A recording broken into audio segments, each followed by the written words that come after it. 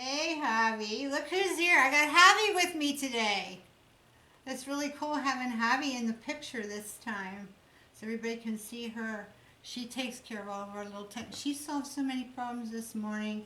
There was a problem with my computer she had to fix. There was a problem with Shelly's computer she had to fix. She's been shipping orders and running all around, doing all her little Javi packaging that she loves to do. Tell them why you like to do that. Why do you like to scribble and doodle on their orders? They love it. I love to draw You like to draw? and scribble. Yeah, scribble. Okay. Well, they all love it because they keep taking pictures of it and showing everybody. But you know, today's the blog hop number 2. There's going to be 3 of them in the set. We had one about a month ago, and today is blog hop number 2 for Build a Line. But you never were quite clear on what that was. No. Yeah. Do you have any questions you want to ask me about what that is? Why do you call it build a line? Build a line? Yeah. Build a line? Well, to build a line is when a person kind of gets their jewelry act together. Oh, okay. Like, you know how, like, when you make jewelry, you tend to like to use wire and your certain beads, and you kind of always go for that look. And when we look at your jewelry, when you see Javi's jewelry, and it's in with mine, say in my Etsy store or on the website, you know it's Javi's jewelry, it's not mine. Because it has Javi's look. Same way as when you get a package, Javi wrapped, you know Javi did it because she's got her look all over it, you know. So we're trying to get our line pulled together to make it cohesive. That's kind of a big word that means it looks like one person made it and all goes together. And then we learned some really important things this last month that I think some of our members in the blog hop weren't counting on. Did you hear me talking about any of that stuff? A few of the things like the pyramid thing I and think so. yeah. That pyramid thing kind of threw some people for a loop because they kind of thought that I was telling them to sell on a lower tier and that would mean cheapen your work. Doesn't mean cheapen your work. It means scale it down so that you would have things from $15 to $50 so that no customer would come in and be turned away. And a good case in point, although this is much more money, there is a very famous jeweler, many of you have probably heard about him, his name is Neil Lane, and when they have the awards, like especially the Oscars, people have Neil Lane diamonds on. And there's a, you just got your engagement ring, Michelle, Yeah. hold that hand up. She's got an engagement ring. Maybe you went to Kay's even and looked at some of the things they have, and they had a line there, they have now, a line from Neil Lane, who is this famous jeweler, and his things cost mega bucks, and most of us in our wildest dreams will never be able to afford to buy them. But now he has a lower end line, still very nice, still good diamonds in it, still good gold, but it's just scaled back a little bit so it can be sold for less money than his things that would cost $30, $40, $50, $100,000. And they're in the vintage style. And this way he even ends the commercial saying now every woman can afford to have a Neil Lane wedding ring. And that's kind of the premise of it. Making things in that lower tier from $15 to $50 that everybody can afford. So that people don't come in your booth and everything's all real expensive and they maybe only had $25 extra to spend that week, or they need to buy a gift. You know, 15 to 50 is gift. Most people, that's what they spend on a gift. So if you don't have anything for them, you miss that sale. And that's what the pyramid is about, that lower tier. Then you have the statement pieces, which are $50 to $125, and that's where you can start getting creative and using more stuff and doing all kinds of stuff. And then you have your top or your peak of the pyramid where you can do your showstoppers, your big over-the-top pieces that can cost whatever. And you won't sell them as often, but if that's what trips your trigger and that's what you like to make, then you should really enjoy getting to make those. And you should not cheapen those things, and you should not sell them for less, because they're going to take a lot of time and they're going to take a lot of your experience. But having that lower tier, things like purse pulls, earrings like you make, Javi, your little G-clef earrings, perfect example. Key rings, simple pendants, little brooches, stuff like that that would make a nice gift. Put it in a box and oh, now they have something nice to give to somebody. Another thing we talked about was fashion. What do you think about fashion, Javi? You ever think about fashion? Yeah. What do you think about fashion? It's creative. It's creative. It's art, isn't it? Mm-hmm. Fashion is art. And as far as you're concerned, what color is fashion? It's a good question. Well, for you, what's your best color? Purple. Purple. Miss Javi Purple. So Yep. she's drawn to purple. So how does purple fit into your line? A lot of people like purple. And you know, there's fashion colors, and you've got your Pantone thing going on. But you've also got colors that look really good on all skin types. That would be coral, pink, turquoise, looks good on just about everybody, and periwinkle blue. That goes back to the old Color Me Beautiful book from the 80s. It's still valid today.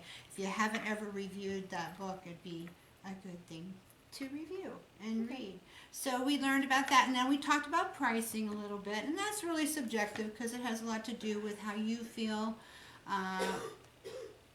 You know, you should sell your stuff and who your customers are and what they're able to spend and so forth. And yeah, sometimes we are limited as to how much we can put into a piece because we may not have customers who can afford to spend a lot of money. But if you're online, the world, you have the whole world to be your customer. Mm-hmm. So there's where the pyramid comes in. You have that lower tier, that middle tier, and then the top. And a lot of times people will start with you on the lower tier, and then they'll kind of graduate it up to the bigger ones and even collect your work, which is really exciting when that happens. And I wish that for you. So anyway, I wanted to bring Javi in here to the beginning. And now what we're going to do is have her go get around the other side of the camera again, because tomorrow is Javi's wedding shower. She's getting married in 2 months. And she very graciously asked me if I would design 6 pieces of jewelry for giveaways for her shower, and I used some of the pieces we did in the Step Out video from a few weeks ago, but I reworked them a little so that they would make nice gifts for the sort of people that will be attending Javi's shower. So I'm going to have her bring the camera around the side, and we're going to show you those pieces real quick. Maybe it'll give you some ideas too. So I'm kind of just showing Javi the things that I made for her. And actually, you may recognize this. I decided to go ahead and give this as one of the gifts for Javi's shower. This was one of the ones that I stepped out from the big necklace the other week. And I'm going to go ahead and put the earrings with it. And the way this is made, as I told you in the video, you could wear it this way so that things hang off to one side and you can use it for layering. Or you can wear it this way so that the clasp will end up coming on your knuckle here, and you'll just have chain around the back. I don't like anything to hit me right here because I have fibromyalgia and it drives me nuts. So I like to make my chain just go straight across, you know, and then do on the outer knuckle, do the clasp. And it just seems to work better for me, but there's a lot of ways you can wear it. But anyway, these earrings went with it. And I thought I would go ahead and put them in. Now, if you were making this to sell, of course, this is silverware, silver plate, which is our most expensive line. So this set would probably be more on the upper end of your 15 to 50 pyramid. Because you have to consider you've got about half a foot of chain in there. And then these pendant charms are a little more spendy because of the silverware plating, which is fine silver, 99.9% real silver. And then, of course, you've got these puffy heart, well, they're not puffy hearts, but they're puffy pendants. They're made in the 40s, 50s style. Pardon my Band-Aid. They're double-sided. So these will be very attractive with that. And I think that will make a very nice gift. It's sort of in the vintage style. And it's got these sweet French pendants on it. In fact, the one The Je t'aime plus, I'm not sure how you say it because I don't speak French, is Silwar 01464, Silwar 01464, Silwar 01464, okay? So if you're interested in that one, and also this little piece here, this little puffy pendant, is Silwar 01680. So those are a couple that you can find on the site if you decide you want to do something like this. I'm going to put this aside now. We've got more to show you. And then you might remember that this big heart, I actually had put it on here. But I decided that even though I kind of liked it, how big it was, probably a majority of people would not like something quite that big. It would look not balanced to them. So I took it off, and I decided to make a simple necklace using a silverware bail, which I applied here. And it's about 22 inches long with this pretty Figaro chain, which we do carry on the site. We just got back in stock, but I'm sorry I don't have a number for you.